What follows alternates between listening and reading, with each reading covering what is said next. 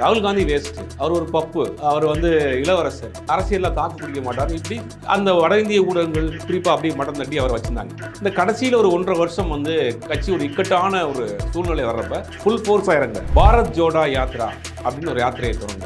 அந்த யாத்திரை தொடங்குறப்ப இந்த காலத்தில் போய் பாத யாத்திரையெல்லாம் போய் அரசியல் நடத்த முடியுமா? என்ன காந்தி காலமா இது?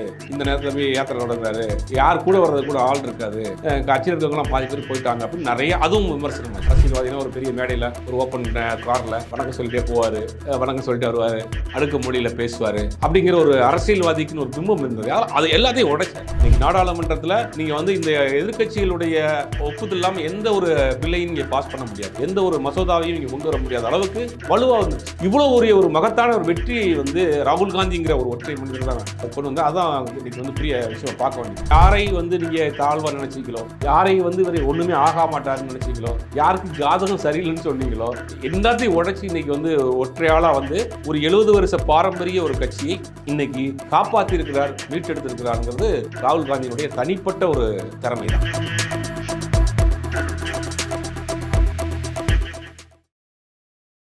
வாகை தமிழ் நேயர்களுக்கு வணக்கம். இன்று நம்ம நேர்காணல நம்மோடு இணைந்திருக்கிறார் ஊடகவியலாளர் திரு சுபைர் அவர்கள். வணக்கம் சார். வணக்கம்.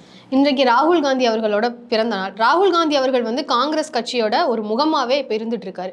இது அவர் ஒரு பெரிய அரசியல் பின்னணியில் இருக்கிற குடும்பத்துல இருந்து வந்ததுனால அவருக்கு இந்த ஒரு பொறுப்பு கிடைச்சதா, இல்லை உண்மையாவே அவருக்கு ஒரு லீடர்ஷிப் குவாலிட்டியோட தன் நாட்டு மேல அக்கறை கொண்டு இந்த மாதிரியான ஒரு போஸ்டிங்க்கு, இந்த மாதிரியான ஒரு பதவிக்கு அவர் வந்திருக்காரா? இல்லை, முதல்ல ராகுல் காந்தியை பொறுத்த வரைக்கும் ஆரம்பத்தில் அவருக்கு எல்லாருக்கும் அறியப்பட்டது என்னென்னா ராஜீவ்காந்தியினுடைய மகன் அப்படிங்கிற மட்டும்தான் அவருக்கு தெரியும். ஆனால் கடந்த இந்த 1.5 வருஷத்தில் ராகுல் காந்தியினுடைய அந்த பெர்ஃபார்மன்ஸ் இருக்கு இல்லையா, அதாவது காங்கிரஸ் கட்சி அவ்வளோதான், இந்த காங்கிரஸ் கட்சியினுடைய லைஃப் அவ்வளோதான், முடிஞ்சு போச்சு. காங்கிரஸ் கட்சியில் பல தலைவர்கள் இருக்காங்க, இவரும் தலைவராக பதவி ஏற்றுக்கிற மாட்டேங்கிறார், அப்படி நிறைய குழப்பங்கள். நாங்கள் ஒரு பெரிய ஒரு பிம்பம், நாங்கள் ஒரு பெரிய இடத்துல இருக்கிறோம், நாங்கள் 400 இடத்துக்கெல்லாம் ஜெயிக்க போகிறோம்.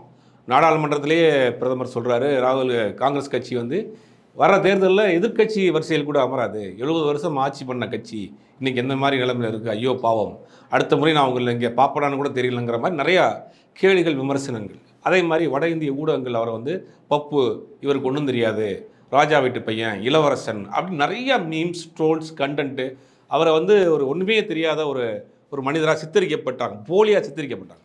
ராகுல் காந்தியை பொறுத்த வரைக்கும் ஒரு பேசிக்காக ராகுல் காந்தி ஒரு சைக்காலஜி படித்த ஒரு நபர். யாருக்கும் நான் பல பேருக்கு கேம்பிரிட்ஜ் யூனிவர்சிட்டியில் சைக்காலஜி பண்ணது, அதில் பிஹெச்டி, அதில் பிஜி பண்ணி அதற்கு பிறகு தான் அரசியலுக்கு வர்றார். ஒரு படித்த ஒரு பெரிய அரசியல் பாரம்பரியத்துலேருந்து வந்த ராகுல் காந்திக்கு ஒன்றுமே தெரியாது.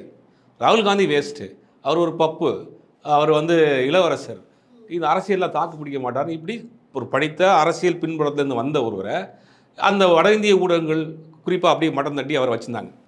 இந்த கடைசியில் ஒரு 1.5 வருஷம் கட்சி ஒரு இக்கட்டான ஒரு சூழ்நிலை வர்றப்ப ராகுல் காந்தி அப்போ தான் வெளியில் இறங்குறாரு, ஃபுல் ஃபோர்ஸாக இறங்குறாரு. அதுக்கு முன்னாடி இருந்தால் கூட ஃபுல் ஃபோர்ஸாக இறங்குறாரு.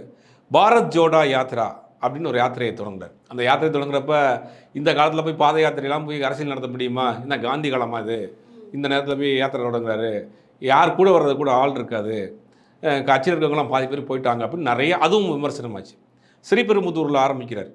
ஸ்ரீபெரும்புதூரில் அங்கே அப்பாவினுடைய அந்த சமாதியிலேருந்து ப்ரேயர் பண்ணிவிட்டு கன்னியாகுமரியிலேருந்து பாத யாத்திரையை ஆரம்பித்து காஷ்மீரில் முடிக்கிறார். போகிற இடங்கள் பூரா மக்கள் தன்னிச்சையாக கூடுறாங்க. அப்போ அந்த பாத யாத்திரையை தடுக்கிறதுக்கு நிறையா முயற்சிகள் பண்ணாங்க, நிறைய இடைஞ்சல் கொடுத்தாங்க. பார்த்திங்கன்னா இளைஞர்கள், பெண்கள், பள்ளிக்கூடத்தில் கல்லூரியில் படிக்கக்கூடிய மாணவ மாணவிகள் திரளாக ராகுல் காந்தியினுடைய அந்த அப்ரோச் யார்கிட்டையும் என்ன செய்கிறாருன்னா, ஒரு ஆண் பெண் பேதம்லாம் கிடையாது, ஜெண்டர் பார்ஷியாலிட்டிலாம் கிடையாது. டக்குன்னு யாராக இருந்தாலும் அணைச்சிக்கிறாரு. ஒரு தங்கையை போல், ஒரு அம்மாவை போல் எல்லோரும் அரவணைச்சு போகிறது இந்திய அளவில் அந்த ஒரு அரசியலை புதுசாக பார்க்க ஆரம்பித்தாங்க.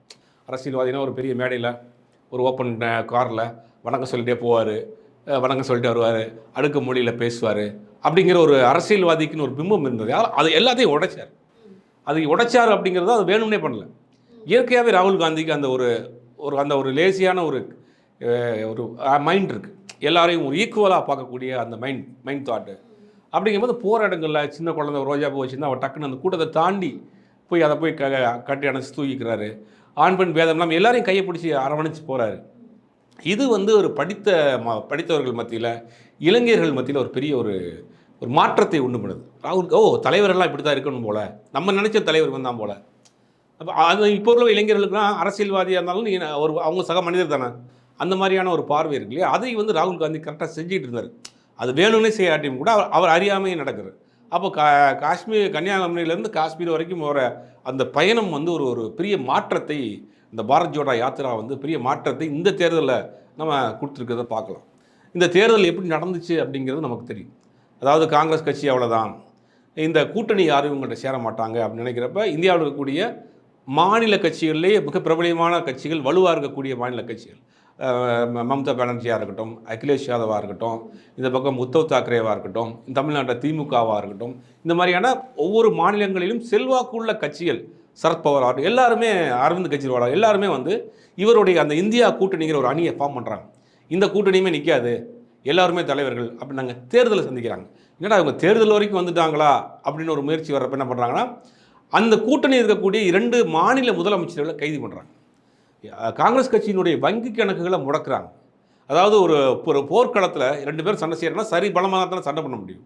ஒருத்தர் மட்டும் மிகப்பெரிய பலமாக இருந்துட்டு எதிராளியை சண்டை போட வர்றவங்கள கையை கட்டி கண்ணை கட்டி நீ வந்து போருக்கு வா அப்படின்னு கூப்பிட்ற மாதிரி தான் இன்றைக்கி இந்த முறை வந்து அரசாங்கமாக இருக்கட்டும், தேர்தல் ஆணையமாக இருக்கட்டும், எல்லா வகையிலையுமே அவங்க வந்து பெரிய இடைஞ்சலை கொடுத்தாங்க. அப்படி இருந்தும் கூட நெக் டு நெக் இன்றைக்கி வந்து ஒரு வலுவான ஒரு எதிர்க்கட்சியாக இன்றைக்கி நாடாளுமன்றத்தில் நீங்கள் வந்து இந்த எதிர்க்கட்சிகளுடைய ஒப்புதல் இல்லாமல் எந்த ஒரு பில்லையும் இங்கே பாஸ் பண்ண முடியாது, எந்த ஒரு மசோதாவையும் இங்கே கொண்டு வர முடியாத அளவுக்கு வலுவாக வந்துருச்சு. இந்த முறையுமே கிட்டத்தட்ட ஒரு 100 தொகுதிகளுக்கு மேலே 5000 வாக்குகளுக்குள்ளே தான் அவங்க வந்து வெற்றி பெற்று ஆட்சி அமைச்சாங்க. அதில் தேர்தல் ஆணையம் நிறையா குரல்படிகள் இருக்குது, இவிஎம் மேல் நிறையா குற்றச்சாட்டுகள் இருந்தாலும் கூட இவ்வளோ ஒரு மகத்தான ஒரு வெற்றியை வந்து ராகுல் காந்திங்கிற ஒரு ஒற்றை மனிதர் தான் கொண்டு வந்தால். அதான் இன்றைக்கி வந்து பெரிய விஷயம் பார்க்க வேண்டியது.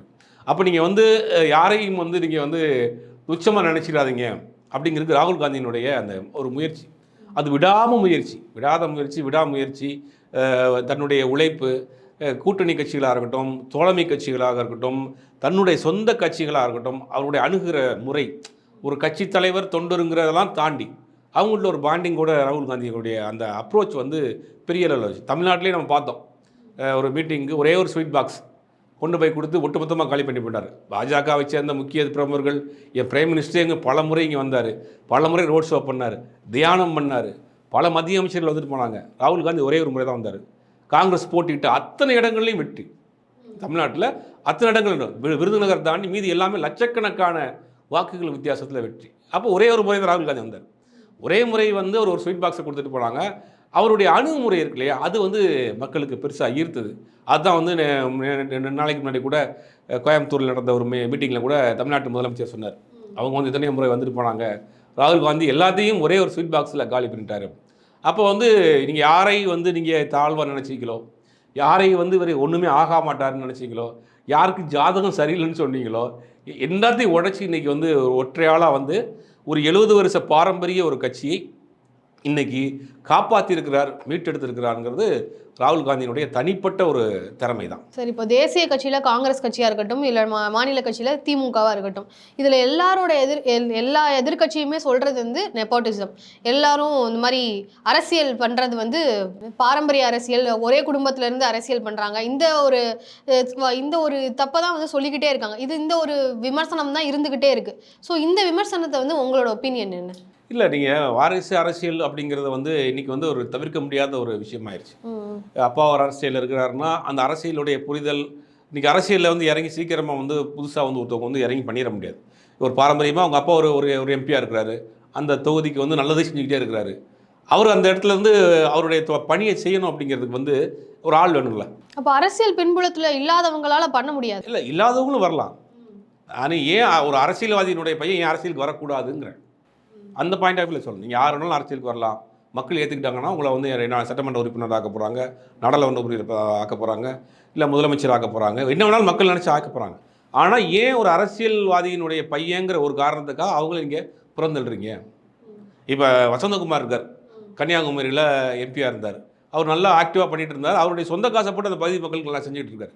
அவருடைய எம்பி ஃபண்ட்லாம் தாண்டி அவர் பேசிக்காக ஒரு பெரிய பிஸ்னஸ் மேனாக இருக்கிறதுனால அந்த மக்களுக்கு தன்னுடைய சொந்த இதை வந்து நிறையா பண்ணிட்டு இருந்தார். ஒரு கொரோனா காலத்தில் அவர் இறந்துட்டார். அவர் செஞ்சுக்கிட்டு இருக்க அந்த வேலை அப்படி பாதி நின்று போச்சு. அதற்கு பிறகு அவருடைய பையன் விஜய் வசந்த் வந்தார். இப்போ அதை தொடர்ந்து அப்பாவினுடைய அந்த பணியை தொடர்ந்து அவர் செஞ்சுட்டு இருக்கார். ஏன்னா அவங்களுக்கு சம்பாதிக்கிறதுக்கோ மற்ற விஷயத்துக்குலாம் அவங்க தொழில் பண்ணுறாங்க, பிஸ்னஸ் இருக்குது. அப்படிங்கும்போது ஒரு அரசியல்வாதி பையன் ஏன் அரசியலுக்கு வரக்கூடாது? இப்போ அரசியல்வாதி பையன் வரக்கூடாது அப்படிங்கிறதுல வந்து அப்படியெல்லாம் சொல்றதுக்கு எல்லாருக்கும் அரசியல் வர்றதுக்கான உரிமை இருக்கு. ஆனா வந்து இது மத்தவங்க சாதாரணமான ஆட்களுக்கு வந்து வாய்ப்பே கொடுக்கப்படாம மறுக்கப்படுது அப்படிங்கிறது தான் ரொம்பவே பெரிய விமர்சனமா இருந்துட்டு இருக்கு. அப்போ அந்த பாயிண்ட் ஆஃப் வியூவும் நம்ம பார்க்கணும் இல்லையா? இல்ல நீங்க யாருன்னா மக்கள் தானே தீர்மானிக்க போறாங்க. ஒரு அரசியல்வாதி பையன் அப்படிங்கிறதுனால வந்து ஒரு தேர்தலில் நிற்கிறான்னா மக்கள் அவங்க ஏற்றுட்டு தானே ஓட்டு போட போறாங்க. உதயநிதி ஸ்டாலின் நிற்கிறாருன்னா சேப்பாக்கம் திருவள்ளிக்கு என்ன உதயநிதி ஸ்டாலின் நிற்கிறாரு, அவரை எதிர்த்து இன்னொரு கட்சியில் வேட்பாளர் வலுவான வேட்பாளர் ஒருத்தர் போட்டிருப்பாங்க. அப்போ மக்கள் யாரை தேர்ந்தெடுக்க போகிறாங்க? அரசியல்வாதி ஒரு வாரிசுங்கிறதுக்காக அவர் நிராகரிக்கல. அப்போது அரசியல் வாரிசு இதெல்லாம் தாண்டி மக்களுடைய செல்வாக்கு யார் ஈர்த்திட போகிறாங்க? ஒரு தேர்தலில் வேணால் வெற்றி பெற முடியும். இப்போ இங்கே ராகுல் காந்தியை எடுத்துட்டிங்கன்னா ராகுல் காந்தி என்ன சொன்னாங்க? அவர் வந்து ஒரு ராஜா வீட்டு பையன், ஒரு இளவரசர், பார்ன் வித் சில்வர் ஸ்பூன், அவருக்கு அரசியல் என்ன தெரியும் அப்படிங்கிற மாதிரி ஒரு விமர்சனம் வச்சாங்க. அவர் வெளிநாட்டில் படித்தவர் அப்படின்னு. அவருடைய அனுபவத்தை எல்லாம் அழிந்து போய்கிட்டு இருந்த காங்கிரஸ் கட்சி இன்றைக்கி மீட்டெடுத்து வந்திருக்காரு. இன்றைக்கி வந்து ரொம்ப ஃபாலிங் டவுனில் போன ஒரு கட்சி காங்கிரஸ் கட்சி. இன்றைக்கி அந்த மாதிரி ஒரு இடத்துல இருந்து திருப்பி ஸ்க்ராட்ச்லேருந்து ஆரம்பிக்க மாதிரி ஒரு கட்சியை கொண்டு வந்திருக்காரு. அப்படிங்கும்போது ராகுல் காந்தியினுடைய அந்த அனுபவம், அந்த பின்னாடி இருந்தக்கூடிய அவருடைய குடும்ப பின்னணியும் ஒரு பலமாக இருந்துச்சுல. இப்போ வேறு யாரோ ஒருத்தர் தலைவராக போட்டிருந்தாங்கன்னா இன்றைக்கி அவங்க கொடுத்த நெருக்கடிகளுக்கெல்லாம் ஓடி போயிருப்பாங்க. இப்போ காங்கிரஸ் கட்சிக்கு வேறு ஒருத்தர் தலைவராக போட்டிருந்தாங்கன்னா காங்கிரஸ் கட்சிக்குள்ளே இப்போயுமே என்ன நடக்குது?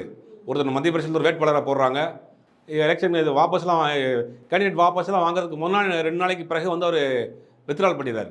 அப்போ அந்த இடத்துல ஒரு கேண்டிடேட்டே இல்லாமல் அண்ணன் போஸ்ட்டை ஜெயிக்கக்கூடிய அளவுக்கு கொண்டு வந்துடுறாங்க. அப்போ ஒரு தலைவராக ஒருத்தரை போட்டிருக்காங்கன்னா இந்த ஒரு இக்கட்டான ஒரு சூழ்நிலையில் காங்கிரஸ் கட்சிக்கு ஒரு தலைவராக போட்டிருக்காங்கன்னா அவர் ஏதோ ஒரு மிரட்டலுக்கோ இல்லை அவர் ஏதோ கம்பல்ஷனுக்கோ இல்லாட்டி வேறு ஏதோ வெளில போயிருந்தாருன்னா அந்த கட்சி என்ன ஆயிருக்கும்? வாரிசு ஒரு பேக்ரவுண்ட் இருக்கிற ஒரே காரணத்துக்காக பிறந்துட முடியாதுல்ல. இந்த மாதிரி ஒரு இக்கட்டான நிலைமையில் இந்த கட்சி இவ்வளோ தூரம் கொண்டு வந்திருக்காருல்ல. அப்போ வாரிசாக இருக்கட்டும், வாரிசு இல்லாமலாக இருக்கட்டும், புதுமுகமாக இருக்கட்டும், புதுசாக அரசியலுக்கு வரதாக இருக்கட்டும், யாருனாலும் வரலாம். மக்கள் ஏற்றுக்கிறாங்களா? இன்றைக்கி ராகுல் காந்தி மக்கள் ஏற்றுக்கிட்டாங்க. கன்னியாகுமரி டு காஷ்மீர் வரைக்கும் மக்கள் அவரை தழுவி அரவணைச்சு ஏற்றுக்கிட்டாங்க. அப்படிங்கும்போது வாரிசுங்கிறது ஒரு இன்றைக்கி வந்து அது குற்றச்சாட்டை எடுத்துக்கிற முடியாது. இப்போ நெப்போட்டிசமே வந்து தகுதியான ஆள் வந்து அதுலேருந்து தலைவராக வராங்க அப்படின்னா அப்போ நம்ம நெப்போட்டிசமையும் ஆதரிக்கலாம். இப்போ நெப்போட்டிசத்தை ஆதரிக்கக்கூடாது. நெப்போட்டிசம்ங்கிற ஒருத்தர் வளர்ந்து வர்றாரு, அவர் அமைக்கிட்டு இன்னொருத்தரை கொண்டு வரது தான் நெப்போட்டிசம். இப்போ ஒருத்தரை உள்ளே விட மாட்டேன்றதான் நெப்போட்டிசம். இப்போ காங்கிரஸ் கட்சியில் இருந்த விட சுமதினு ஒருத்தவங்க மயிலாடுதுறையில் நாடாளுமன்ற உறுப்பினராக இருக்காங்க. அவங்களுக்கு எந்த அரசியல் பின்பலமும் கிடையாது. அப்போ அது நெப்போட்டிசமா? அங்கங்கே நெப்போட்டிசம் வருது. அவங்களுக்கு எந்த பின்பலமே கிடையாது. ஒரு வழக்கறிஞராக இருக்கிறாங்க, கட்சியில் அவங்களுக்கு சீட் கொடுத்துருக்காங்க, எம்பியாக இருக்கிறாங்க. சசிகாந்த் செந்தில் ஒரு retired IAS officer, IAS volunteer வாங்கி வந்திருக்காரு. அவர் ஒருத்தர் ஜெயிச்சிருக்கிறார். அவருக்கு எந்த பேக்ரவுண்ட் இருக்குது? அவர் எந்த அரசியல் கட்சியை சேர்ந்தவர்? அப்போ வந்து நெப்போட்டிசம்ங்கிறது தவறு. ஆனால் அரசியலுங்கிறது வாரிசுங்கிறது தவறு கிடையாது. நெப்போட்டிசம்ங்கிறது ஒருத்தர் வளர்றவரே ஒருத்தரை வந்து நம்ம வந்து காலி பண்ணுறது, அடுத்த ஆட்களை உள்ளே விடாமல் பிளாக் பண்ணுறதுங்கிறது தான் ஒரு நெப்போட்டிசம். ஆனால் இங்கே காங்கிரஸ் கட்சியை பொறுத்த வரைக்கும் அப்படி இல்லையே. வெளியில் இருக்கக்கூடிய புது ஆட்களுக்கும் எந்த அரசியல் பின்புலம் இல்லாத ஆட்களும் எம்பியாக இருக்காங்களே. அப்படிங்கும்போது அதை நீங்கள் நெப்போட்டிசம் தவறு தான். வாரிசு அரசுங்கிறது நம்ம தவறாக எடுத்துக்கிற முடியாது. அவர்களுடைய திறமையை பொறுத்து அவர் எவ்வளோ நாளைக்கு அந்த அரசியலை தாக்கு பிடிக்கிறாங்க, மக்கள் அவங்களை எப்படி ஏற்றுக்கிறாங்கிறது தான் பார்க்க வேண்டும். நெப்போட்டிசம் வேறு, வாரிசு அரசியல் வேறு. சரி, இன்றைக்கு பல தகவல்களை பகிர்ந்துக்கிட்டீங்க. ரொம்ப நன்றி.